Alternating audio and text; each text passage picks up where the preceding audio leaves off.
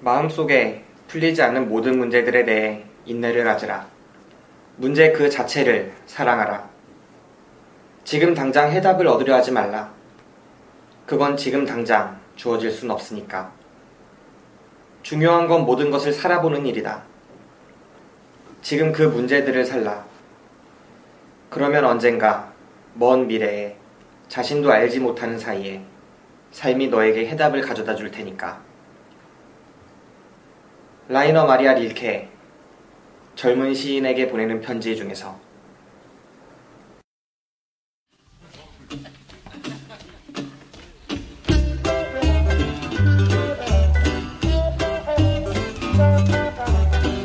I'm just a desperado, craving you so desperately. As long as I'm at large, my heart's in jeopardy.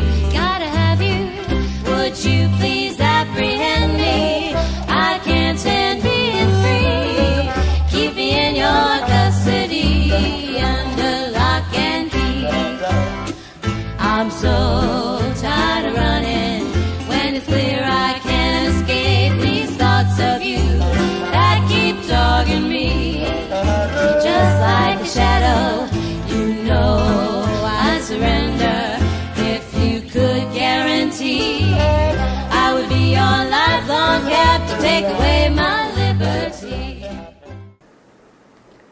더 쉽게, 더 즐겁게, 그리고 더. 안녕하세요. 오늘도 따끈따끈한 최신 영화를 특급으로 배송해드립니다. 당일 배송 영화방 김기사 인사드립니다. 안녕하세요. 광기사입니다. 네, 광기사가 지금 글렌디히 몰트 위스키 18년산을 잔에 따르면서 인사를 했어요. 건방지게. 스카치 위스키. 스카치 위스키입니까? 스코틀랜드 위스키. 아, 스카치가 스코틀랜드 위스키라는 뜻이죠? 그죠. 네, 오늘 배운 말인가요? 네. 상식 아닌가요? 오늘은 여러분께 저희가 도수 한 45도 되려나? 네, 딱 보니까 45도. 아, 네, 40도. 40도짜리 위스키를 마시면서 방송을 진행할까 합니다. 왜 음주 방송을 우리가 기획한 거죠? 먹고 싶어서. 먹고 싶어서. 특별한 이유는 없습니다, 사실. 나의 사랑 나의 신부라는 영화를 오늘 다룰 거고요. 이 영화는 저희가 신촌 아트레온에서 시사회를 갔다 왔죠? 네. 그게 단답식으로 자꾸 할 거예요? 네. 너도 술 마시러 왔어? 네. 네, 저희가 신촌 아트레온에서 며칠 전에 시사회를 다녀왔습니다. 그죠. 이 영화가 상당히 배급사가 큰 것 같아요. 그 시사회를 거의 한 층을 다 빌려서 했잖아요. 네, 하루를 또 대관을 다 한 것 같아요. 네. 보통 시사회 하면 갔던 거 보면 한관 하고 또 1시간 딱 하는데 네. 여기는 한 층을 빌리고 뭐 한 3타임 정도? 네. 그죠? 그래서 거의 아트레온이라는 극장 하나가 이 시사회로 가득 찼었습니다. 그래서 저희는 사실 신민아 씨랑 이렇게 조정석 씨가 같이 올 줄 알고 기대를 좀 했었는데 안 오셨죠? 근데 좀 의아한 게 네. 이게 뭐 먹으러 내려갔잖아요. 배고파서 저녁 네, 먹고 가서 딱 8시 영화 시간 맞춰서 도착을 했는데 도착했을 때 마이크 소리가 들리긴 했어요. 네, 그랬죠. 그래서 혹시 우리가 놓친 거 아닐까. 아, 그런가? 사실 왔었는데. 아, 우리가 너무 딱 들어갔잖아요. 네. 옛날에 제가 끝까지 간다? 음. 제가 그 보는데 한 10분 전에 갔어요. 그 이성균 씨 나오는 거 말하는 네, 거예요? 이성균 씨 나오고. 그거 봤어? 응. 네. 이성균 씨가 오더라고. 그 사람 누구지? 나쁜 역 한 사람. 조진웅이랑 와가지고 막 한 10분 동안 얘기 봤는데 혹시 우리가 늦게 가가지고 영화 시작은 항상 딱 정시하더라고요. 네. 아, 그럴 수도 있죠. 네. 우리 관계자가 너무 배가 고프다고 하는 바람에 내려가서 뭐 먹었죠 그날? 매운 짜장면 먹었다고 불꽃 짜장 어쩌고 먹어가지고 거의 혀를 세척을 했잖아요 올라가서. 네, 아무튼 그거 안 그런 먹었으면 일이 있었습니다. 신민아를 볼 수 있었을지도. 네. 근데 난 사실 영화 보니까 신민아 씨가 그렇게 매력적이지 않더라. 그래요? 나는 개인적으로. 난 엄청 기대했거든요. 신민아 되게 예쁘고 몸매도 좋고 하잖아요. 네. 그래서 엄청나게 매력이 터지겠구나 하고 봤는데 네. 막상 보고 나니까 조정석만 매력이 있지 신민아 씨는 전 잘 모르겠더라고요. 여자친구가 방송 듣는 건 아니고. 방송을 들을지 모르니까 하는 거지. 네, 아무튼 그렇습니다. 네, 그렇고요. 그럼 이제 본격적으로 오늘 영화에 대해서 이야기를 진행하기에 앞서서 관계사 뭐 하고 살았어요 이번 달? 저는 이제 뭐 시험 보고 시간 한 달 동안 그냥 아르바이트 하고 다녔습니다. 아르바이트 했습니까? 시험 네. 끝나고? 그렇습니다. 아르바이트 재밌었어요? 원래 관계사 아르바이트 별로 안 해봤잖아요. 그죠. 뭐 아르바이트라고 해봤자 햄버거 만드는 거 한 2달 해보고. 네. 캐나다에서. 그리고 뭐 행사 진행 요원 같은 거는 몇 번 했는데. 네. 이렇게 좀 장기 한 달 정도 한 거 좀 장기로 한 것 같아요. 버거 만든 거 이후로. 그래서 좀 보람찼어요? 통장을 보니까 아, 통장이 내 보람을 대신해 주는구나. 그렇죠. 네, 그렇습니다. 자, 오늘 방송에 앞서서 댓글 하나 소개해 드릴게요. 아이디부터 한번 소개를 해주세요. 아이디 어디 있어요? 그 위에 네 손가락 위에 있잖아요. 이게 아이디. 네네. 아이디 당일배송님. 당일배송 영화방 정말 잘 듣고 있습니다. 김 기사님, 박 기사님 두 분이서 만담하듯이 대화하는 게 재밌어서 자주 들어요. 김 기사님은 조금 정리하시는 경향이 있고 박 기사님은 툭툭 던지시는 게 정말 재밌어요. 크크. 영화라는 게 어렵게 얘기하면 정말 어렵고 끝도 없을 것 같은데 항상 쉽게 풀어주시는 것 같아서 좋습니다. 라스트 베가스 안녕 헤이즐 편이 저는 제일 좋았어요. 취준생인데 당일 배송 방이 요즘 유일한 낙이랍니다. 고생하세요. 이렇게 댓글 달아주셨습니다. 여기서는 김 기사님, 박 기사님 이렇게 두 분만 말씀을 해주셨는데 네. 사실은 이제 박 기사 이외에도 많은 분들하고 녹음을 하고 있죠. 그리고 그죠. 그 중에 한 명이 지금 오늘 나온 관 기사입니다. 네. 이 당일 배송님께서 저희 방송 중에 특별히 라스트 베가스 그리고 안녕 헤이즐 이 두 방송을 좋다고 꼽아주셨어요. 네. 16회차 영광이네요. 방송 라스트 베가스고 37회차 방송인가 안녕 헤이즐이 나갔던 걸로 기억하는데 그 중에 안녕 헤이즐은 관계사와 함께 녹음을 했잖아요. 그죠. 기억납니까? 안녕 헤이즐? 당연하죠. 네, 그 방송 혹시 들어봤어요? 아니요. 안 들어봤죠? 네. 사실 저도 방송을 올려놓고는 안 들어요. 그래서 우리 둘 다 이 방송이 어떻게 나왔는지 알 수 없는데, 궁금하더라고요. 그래서 오늘, 아까 오는 길에 한 10분 정도 들어볼 봤습니다. 네. 근데 앞에 우리가 잡담하더라고. 네, 관계자가 이제 어떤 영화를 보고 왔다. 그래서 막 그런 얘기를 하고 있었는데, 네. 관계자가 오늘 예상을 일찍 오는 바람에 네. 방송을 얼마 못 들었습니다. 아무튼 당일 배송님 이렇게 댓글 남겨주신 거 정말 감사하고요. 저희가 앞으로도 꾸준히 이런 좋은 방송을 만들기 위해서 노력하겠습니다. 지금 취준생이고 당일 배송방이 유일한 낙이라고 하셨는데 정말 더 크고 질 높은 낙을 드리기 위해서 노력하도록 하겠습니다. 이 위스키 지금 몇 잔째 마시는 거예요? 지금 방송 하나 하는데. 이게 잔은 세 잔이긴 한데 네. 지금 한 방울씩 따르고 있어요. 당신한테 한 방울이 그 정도입니까? 그죠. 진짜 어처구니가 없네. 네, 아무튼 그렇습니다. 자, 이제 오늘 본격적인 영화 이야기 들어가 보도록 하겠습니다. 네.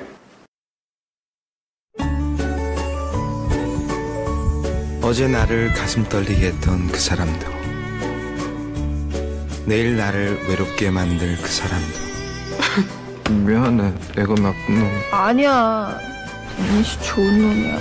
먼 훗날 내가 행복했었다 말할 그 사람도. 모두 그 사람. 그 한 사람. 미영, 앞으로 행복하게 해줄게. 얼마나 더 사랑해야 사랑이 무엇이라 말할 수 있을까? 이렇게 사랑하는 나의 사랑, 나의 신부에게. 자기 나에 대해서 도대체 아는 게 뭐야? 난 자기 콜레스테롤 수치, 시력, 소매 사이즈, 바지 사이즈. 나도 알아. 미영 가슴 사이즈 A컵. 쪼잔하긴 또 얼마나 쪼잔한 줄 알아? 먹으면 그때부터 치우라고 했지? 이 나만 도대체 몇 년째 있는 거야? 내가 창피해? 창피하지 그럼. 미녀에서 마녀로 변한 처음 보는 여자를 보면 예쁘지도 않는데 막 하고 싶어. 훈남에서 진상으로 변한 남편. 보기보단 머리가 별론가 봐요. 머리는 저렇게 큰데. 그지같이 뭐. 무식. 저 돼지 잘 처먹는 것 좀 봐. 바람 폈지? 아니요. 저 새댁이 바람 폈나? 내가 본 앞에서 어린 남자 새끼랑 뽀뽀했어? 이래도 결혼할라오? 최다 발난다. 시끄러워서 잠을 못 자고. 조용히 좀 살자 우리. 경미 씨가 내 첫사랑이야. 나의 사랑 나의 신부.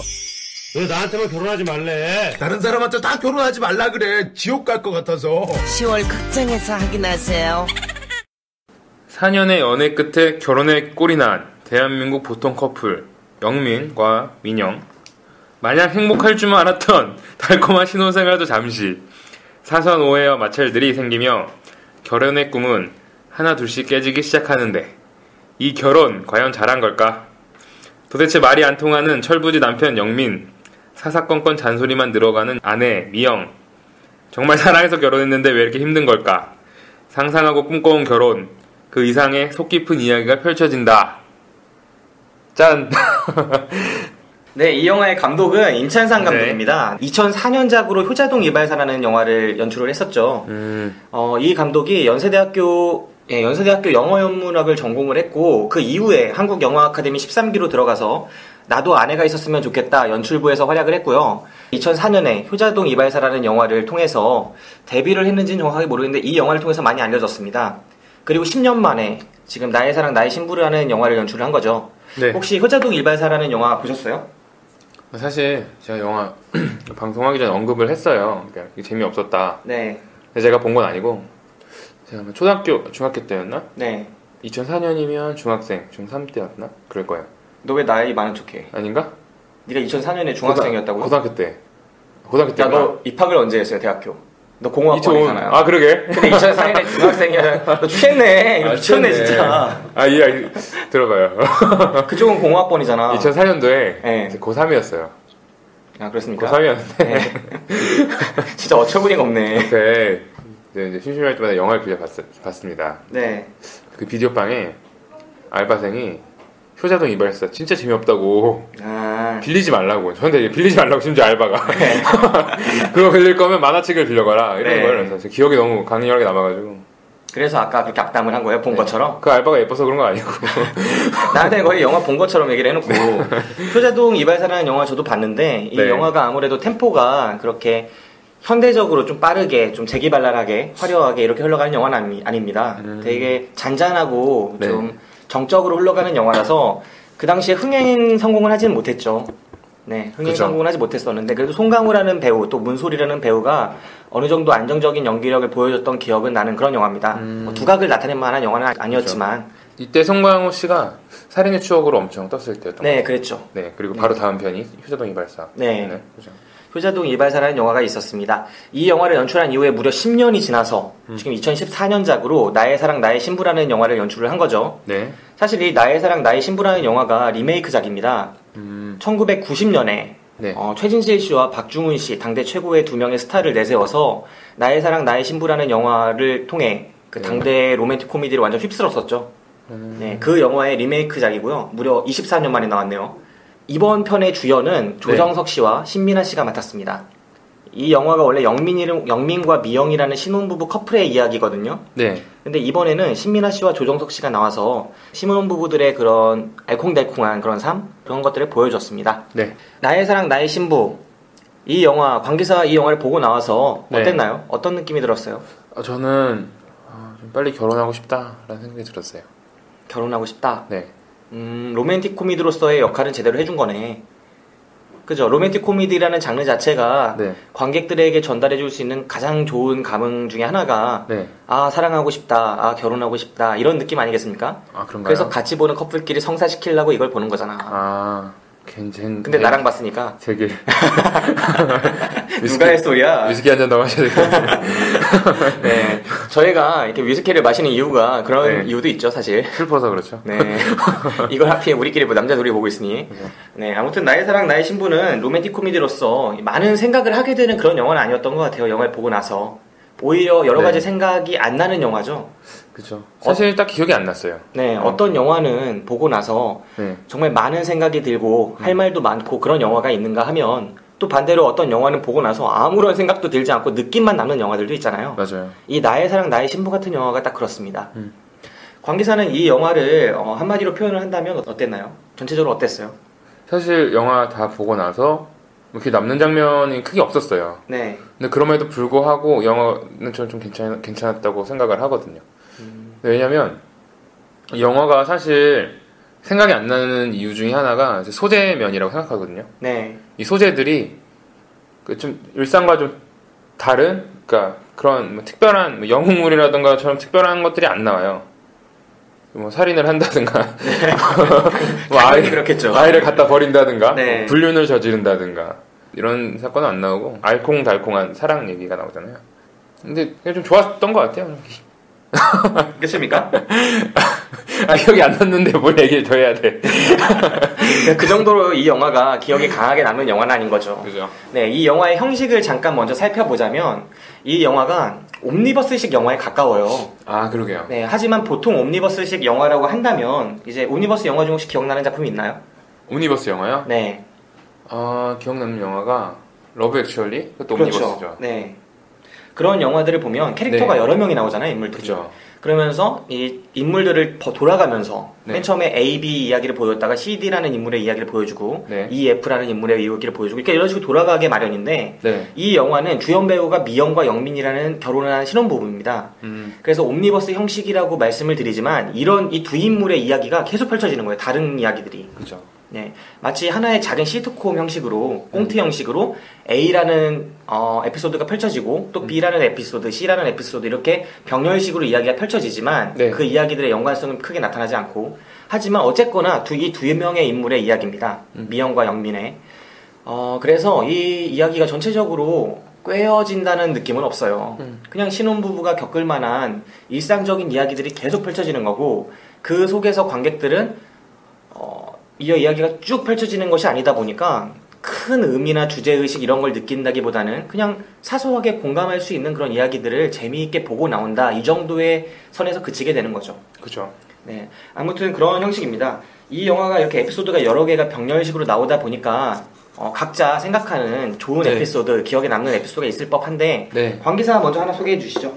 아, 에피소드. 이게 사실 에피소드에 포함되는지 안 되는지는 모르겠는데 네. 영화 이제 끝날 때 그런 장면이 나와요. 그 조정석 씨가 연기한 네. 영민, 그리고 신민아 씨가 연기한 누구죠? 미영. 그 영민하고 미영이 어떻게 만나는지 마지막에 짧게 나오거든요. 네. 그래서 저는 그 부분이 좀 괜찮았던 것 같아요.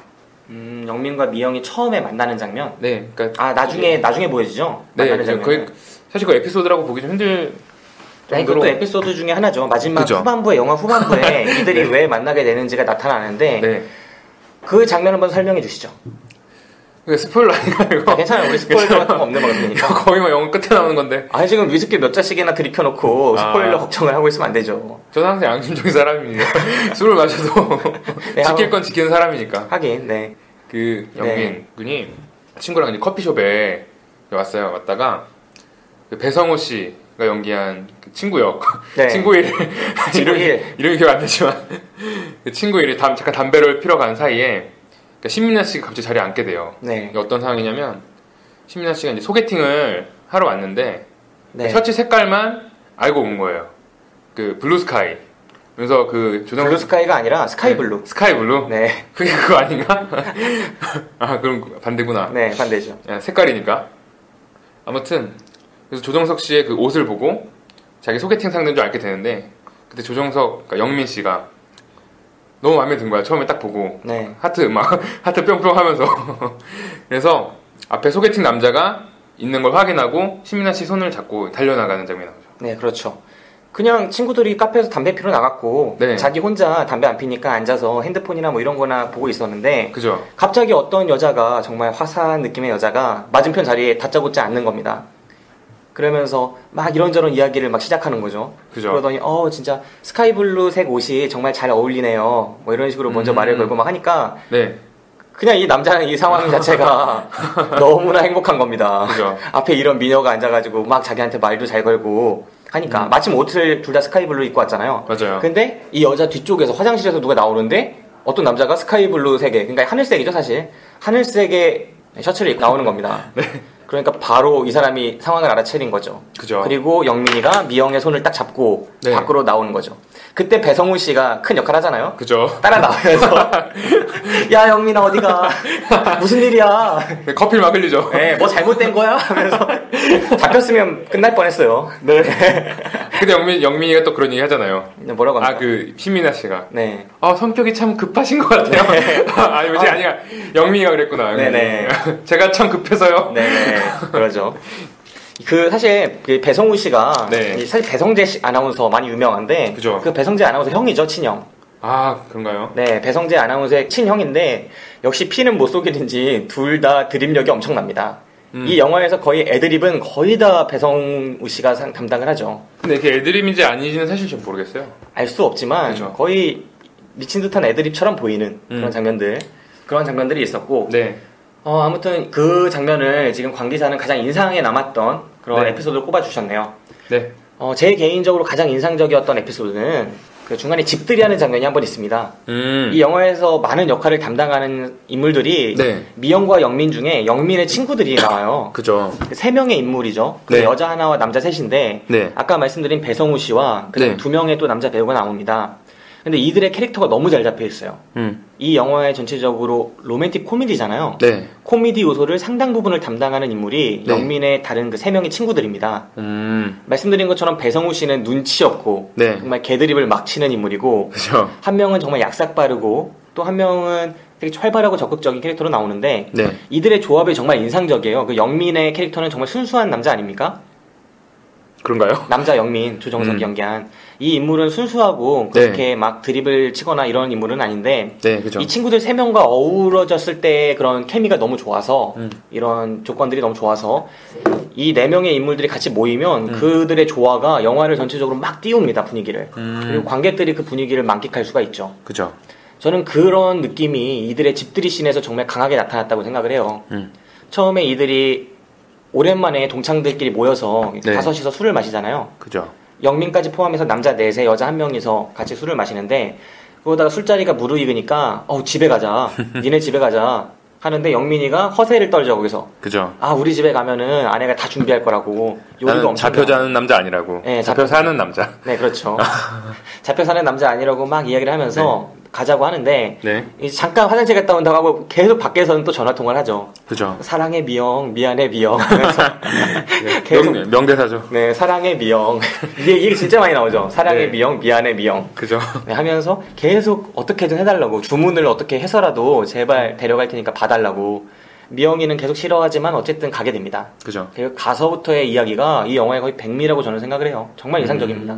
미영이가 노래 부르는 씬까지 가잖아요. 네. 태연의 만약에를 부르죠. 그죠. 사실 이게 리메이크 영화의 특성상 이 장면이 옛날에 1990년작 나의 사랑 나의 신부에서 가장 인상적이었던 장면이에요. 유명하고. 그러니까 나의 사랑 나의 신부의 인상적이었던 명장면들을 이번 영화에서 가져온 그대로 차용한 장면이 몇 장면이 있는데 네.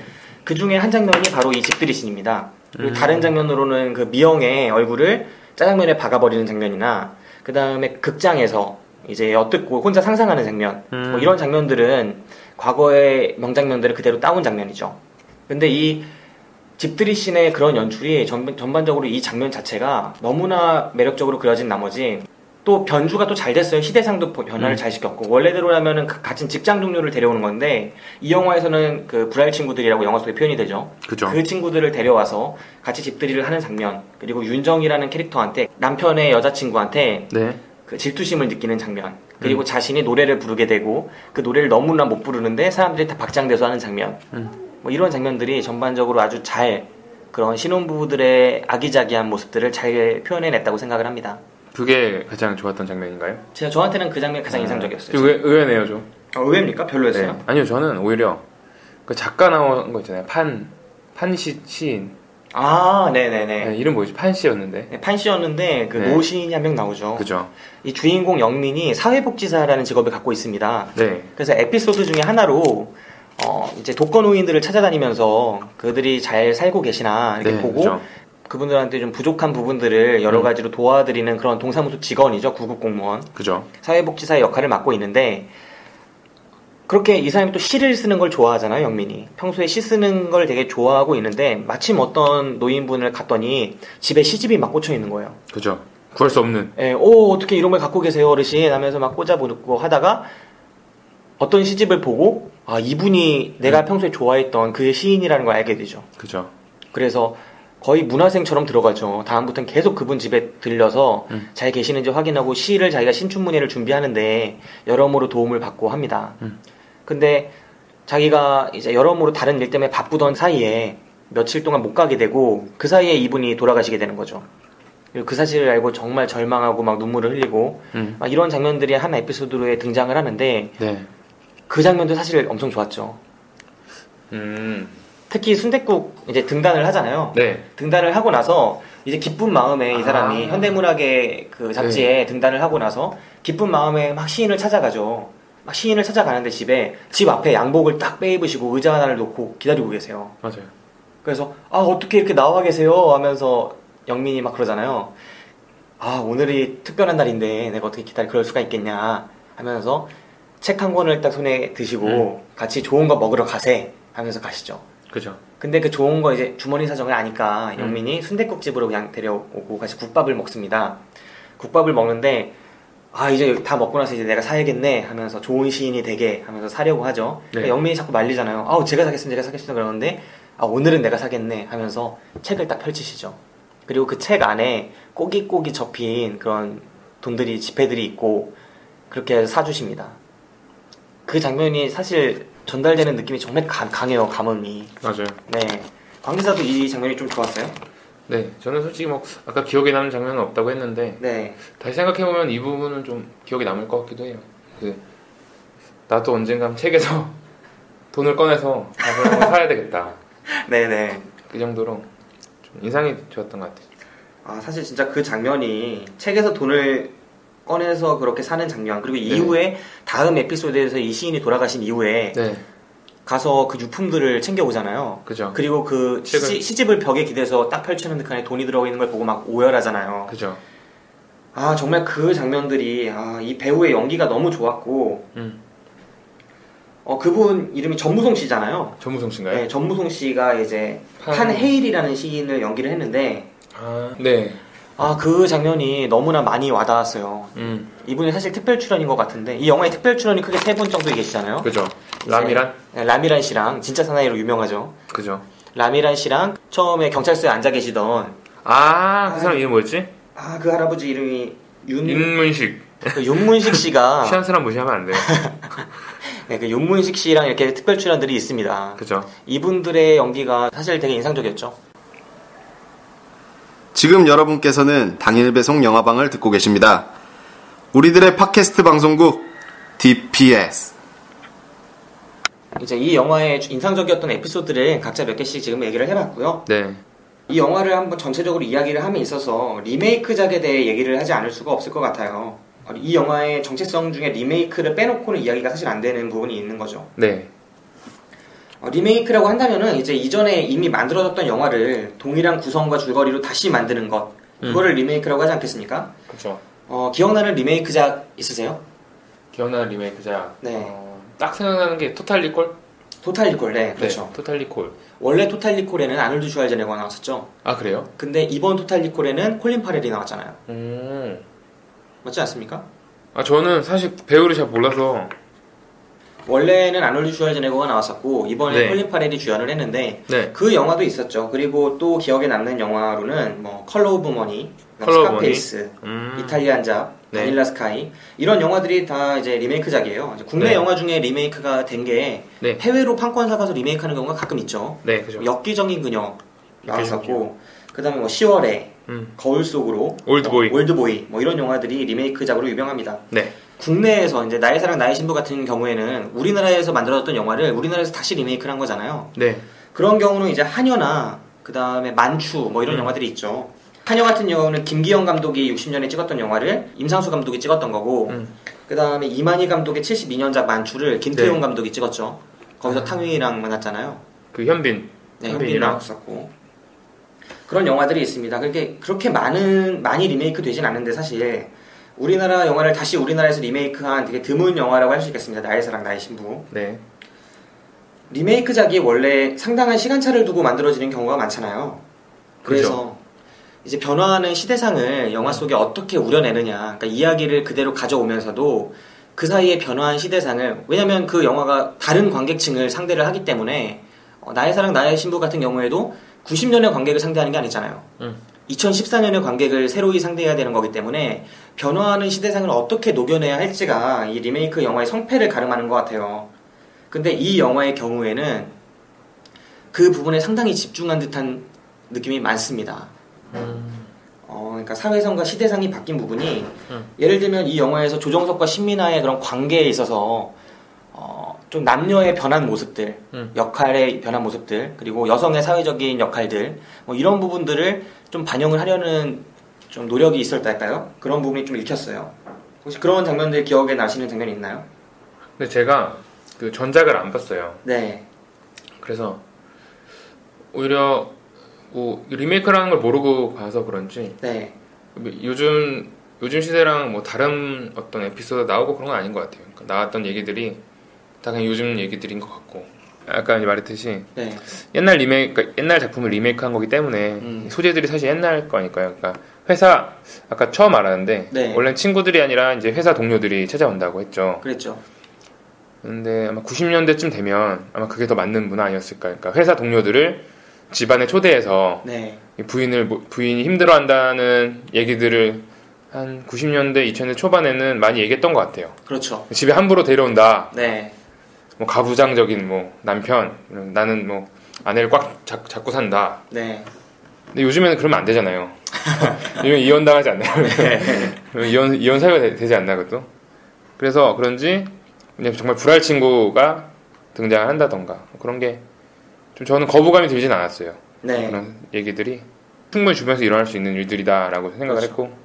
사실 이 영화의 가장 큰 장점이라고 한다면 앞에 말씀드린 것처럼 영화의 내용이나 주제의식 이런 것들이 전달되는 영화는 아니지만 그래서 그죠. 할 말이 많아지는 영화는 아니지만 이 영화의 가장 큰 장점은 보는 이로 하여금 흔히 우리가 겪을 수도 있는 그런 공감될 만한 소재들을 다룬다는 점에 있다고 생각을 해요. 그죠. 영화에서 집들이 에피소드 그리고 오랜만에 동창을 만나서 바람을 필 수 있는 그런 상황들. 근데 그건 난 동감이 안 됐어. 아니, 그건 개인적인 취향이 있지만 누군가한테는 공감을 할 수 있을 정도로 그려진다고 저는 생각을 합니다. 네. 그러니까 오랜만에 여성 동창을 만나는데 네. 예뻐 보이고 그죠. 그다음에 이 영화에 그런 장면이 있잖아요. 그 알콩달콩하게 살 줄만 알았던 신혼생활이지만 그죠. 여러 가지 일상적인 부분들로 부딪히게 되고 그래서 이 남자가 권태기를 겪게 되고 그죠. 그래서 별로 이쁘지도 않은데 자꾸 여자들 가슴 보고 다리 보고 하는 장면이 나오잖아요. 네. 예쁘던데. 사실 좀 배우들이니까 아무래도. 네. 그래서 그러면서 친구한테 토로하기도 하잖아요. 예쁘지도 않은데 그죠. 막 하고 싶다고 네. 다른 여자들이랑 그런 이야기도 나오고 그러면서도 이제 다시 부부 사이에 여러 가지 애정을 찾아가게 되는 그런 에피소드도 나오고 그죠. 여러 가지 에피소드들이 그러니까 하나로 꿰어지진 않지만 우리가 공감을 느낄 수 있게끔 네. 신혼부부한테 있을 법한 사건들이 전체적으로 배치가 돼 있어서 그냥 연인이나 뭐 썸을 타고 있는 사이거나 뭐 같이 한 번쯤 극장 나들이 때 봐서 관계가 좀 더 진전되는데 도움을 받을 수 있는 그런 영화가 아닌가, 가볍게 볼 수 있는 영화가 아닌가. 하나 좀 이해 안 되는 부분이 있었는데. 네, 뭡니까? 그 첫사랑이라는 에피소드가 하나 나와요. 네, 그렇죠. 이게 뭐냐면 그 시미나가 연기했던 미영. 네. 미영의 첫사랑의 소식을 우연히 듣고. 네. 그 첫사랑이 이제 명동극장에서 공연을 하게 되죠. 명동극장 그렇죠. 맞죠? 네, 아무튼. 네.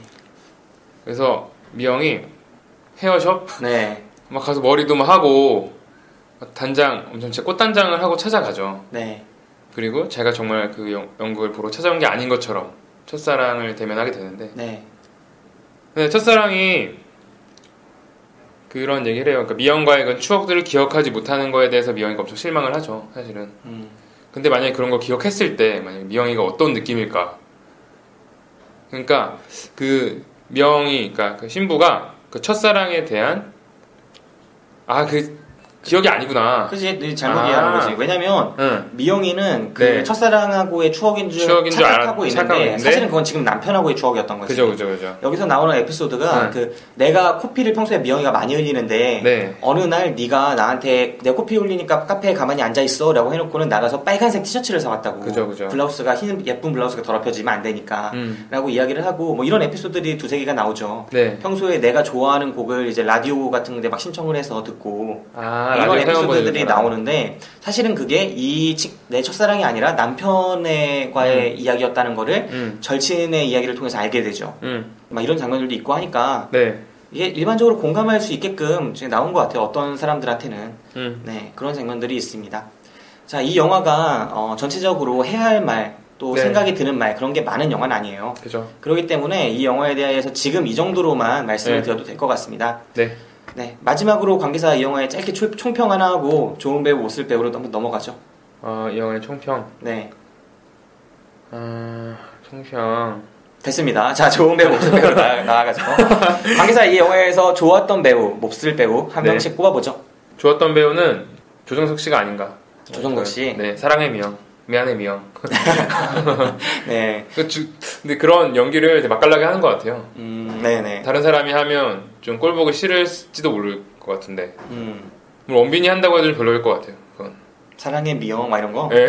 네. 이게 확실히 옛날에 그 있었잖아요. 과속 스캔들 말고 수지 나오는 거 건축학개론. 건축학개론. 거기서 조정석 씨가 납득이로 나와가지고 네. 보여줬던 그 캐릭터를 조금은 더 장편에 걸맞게 그죠. 약간 제 편에서 나온 것 같아요. 그래서 가볍고 딱 그런 캐릭터는 조정석한테 최적화된 역할인 느낌이 있죠. 그죠. 그걸 정말 잘 소화합니다.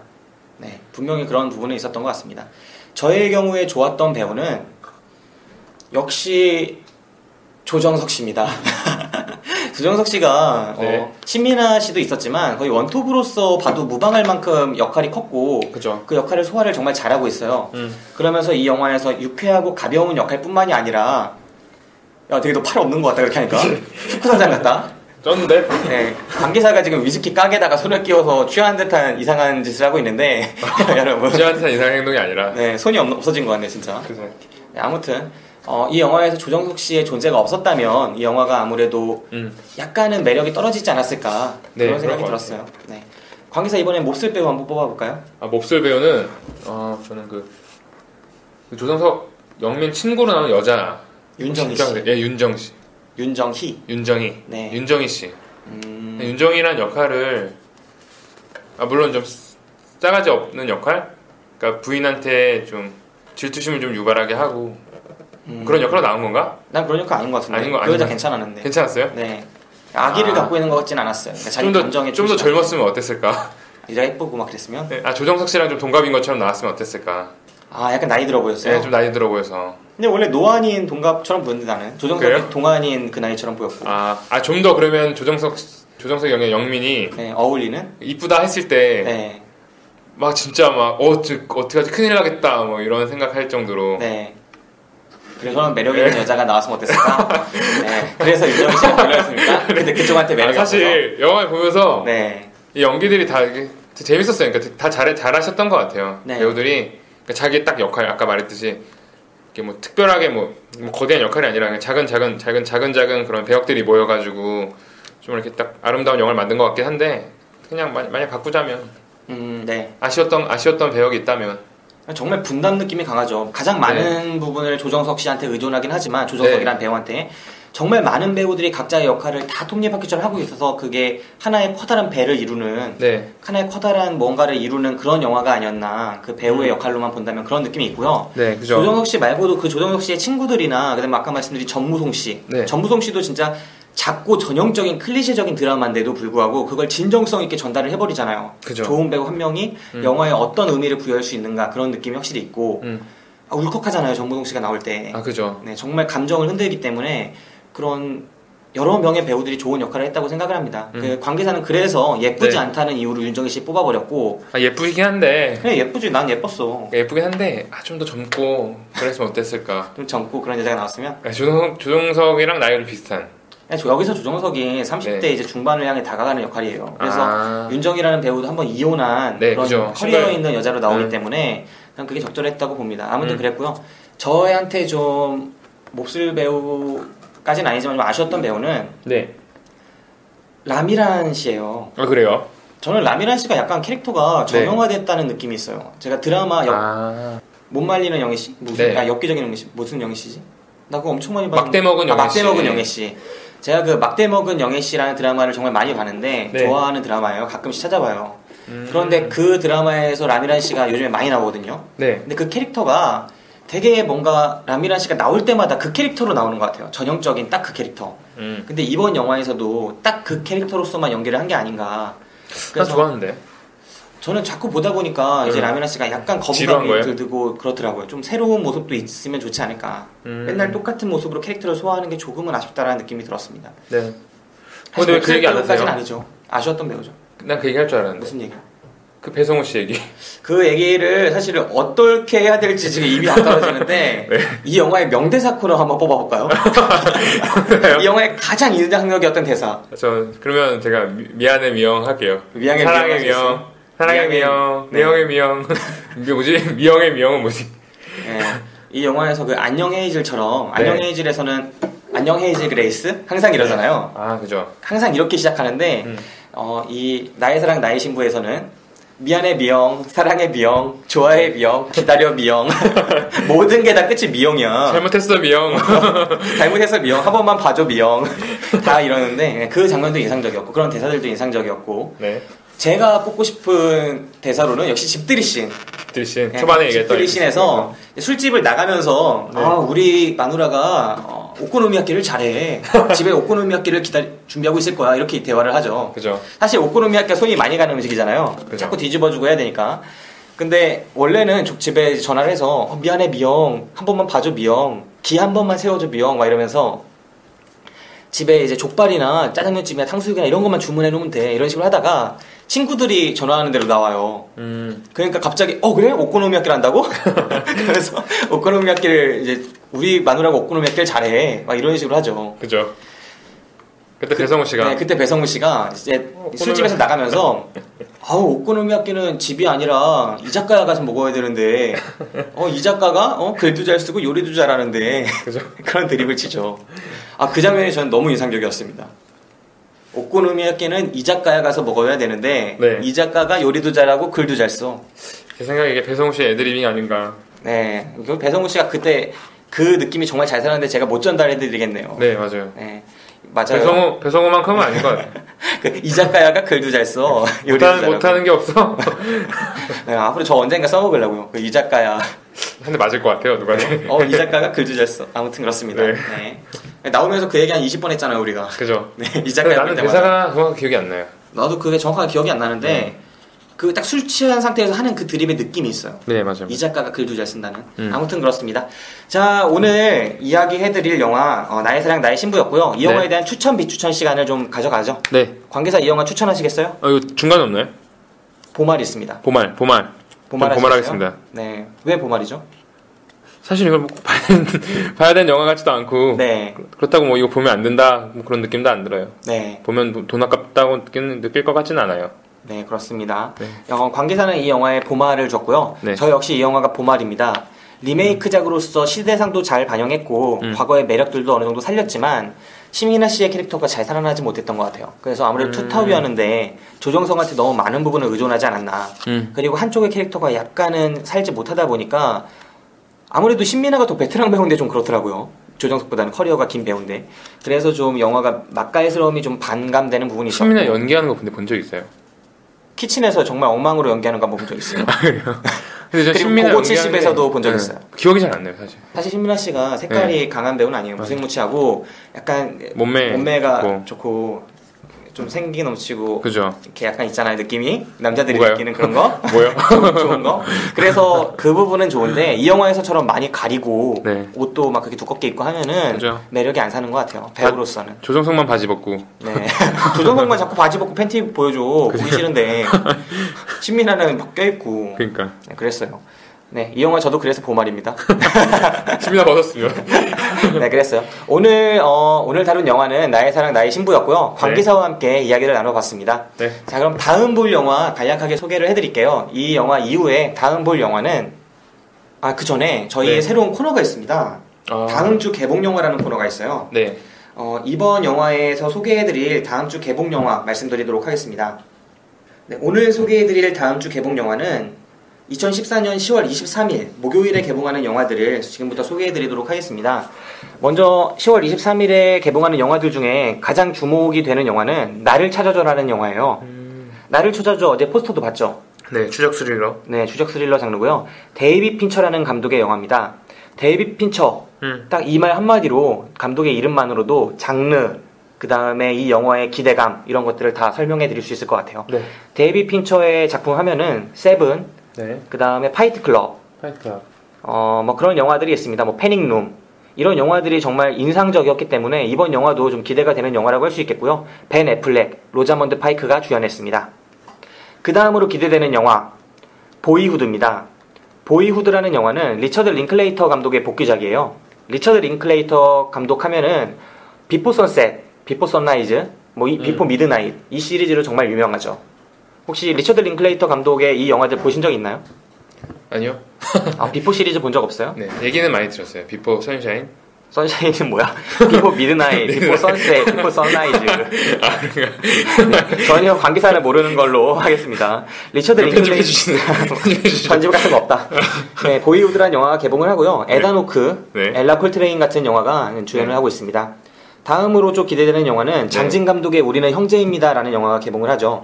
아까 끝까지 간다라는 영화를 말씀해 주셨는데 그 영화에서 출연한 조진웅 씨, 그 다음에 김성균 씨도 이번에 나옵니다. 윤진희 씨, 뭐 여러 명의 배우들이 주연을 하는데 장진 감독이 그동안 계속 예전만큼의 모습을 보여주진 못했잖아요. 사실 킬러들의 수다, 뭐 그 이후에 뭐 몇몇 작품은 좋았지만 그때만큼의 작품을 내놓지는 못하고 있었던 것 같아요. 근데 저는 개인적으로 그런 걸 좋아해요. 어떤 영화요? 뭐 그 은행 터는 그 시나리오 했던 경찰 얘기도 있었잖아요. 은행 터는 시나리오 경찰? 네. 그러니까 실제로 은행을 터는 범인이 그러니까 그 뭐라 해야지? 은행 터리범은 아닌데 경찰이 상황극처럼 실제 상황인 것처럼 연습하는. 모르겠는데 내가 안 본 것 같아요. 아, 그것도 박수 칠 때 떠나라 그런 거예요? 아니요.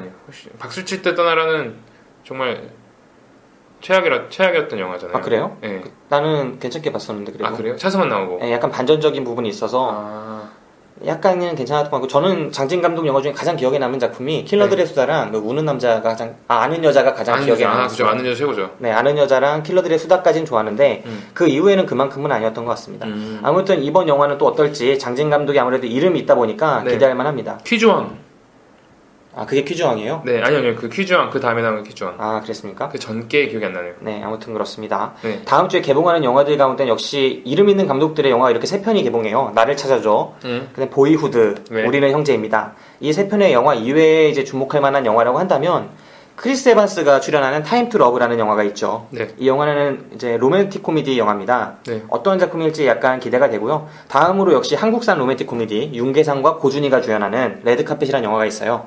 이 영화는 저희가 이제 당일배송 영화에서 좀 다룰 텐데 이 영화에서 오정세 씨라는 배우의 매력을 한껏 느끼실 수 있을 겁니다. 네. 보셨나요? 저 봤습니다. 레드카펫이라는 영화가 이제 다음 주에 개봉하고요. 10월 23일에 개봉을 하죠. 이런 영화들에 대해서 소개를 해드렸습니다. 네. 자, 여기까지가 다음 주 개봉 영화 시간입니다. 이제 다음 볼 영화 간략히 말씀드리도록 할게요. 당일 배송 영화방 다음 볼 영화로는요. 그러니까 51회차 방송이 되겠네요. 이번에가 50회차니까. 51회차 방송으로는 5일의 마중이라는 영화를 소개해드리도록 하겠습니다. 50회차 방송이 나의 사랑 나의 신부고요. 51회차 방송으로 5일의 마중이라는 영화를 소개해드리도록 하겠습니다. 관계사 어제 보고 왔잖아요. 그죠, 어제 봤죠. 시사회에 다녀왔죠. 5일의 마중 어떠셨어요? 여기서 설명을 해준다면 이제 다음 볼 영화로 간략하게만 어떤 영화다 한다면 지루하게 눈물 나는 영화. 지루하게 눈물 나는 영화로 관계사가 소개를 해드렸습니다. 그 영화에 대해서 다음 시간에 이제 녹음을 진행하도록 하겠습니다. 위스키를 몇 잔 더 마시고 하죠. 조금 더 취한 느낌으로 5일의 마중을 이야기를 해보도록 하겠습니다. 울면서 하죠. 5일의 마중. 관계사 오랜만에 우리 방송 나와줬던 것 같아요. 마지막으로 나왔던 당일배송 영화방이 어떤 방송이었나요? 마지막에 나왔던 게 아마 기억이 안 나요. 그만큼 오래됐습니다. 아마 안녕해질 뭐 그런 방송이 아니었을까 싶은데 안녕해질인 것 같아요. 마지막에 37회차 방송에서 마지막으로 나왔던 것 같아요. 네. 그 이후에 어떤 영화에 나왔는지 모르겠고 아무튼 그 이후에 오랜만에 나왔는데 어떻습니까? 감흥이 새롭네요. 네, 새롭습니다. 네, 오늘 방송 당일배송 영화방의 제 50회차 방송 여기까지 진행해보겠습니다. 저는 김기사였고 옆에 관계사였습니다. 감사합니다.